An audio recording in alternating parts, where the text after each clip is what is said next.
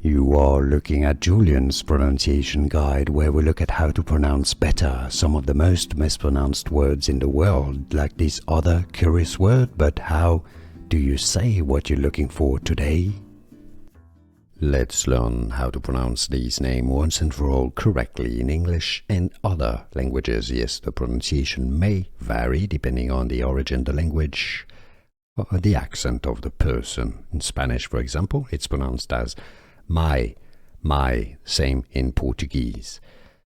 But in English, because it's pronounced Mae, well, in English it forms the sound May. May is the most common English pronunciation. How to pronounce it? May. Do you pronounce it any other ways? Let us know in the comments. Let everybody know. Was this any useful? Let us know.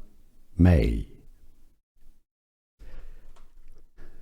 Here are more videos on how to pronounce more confusing words and names too many mispronounced. Like this video if you found it useful. I appreciate your support. I'll see you soon and thanks for watching.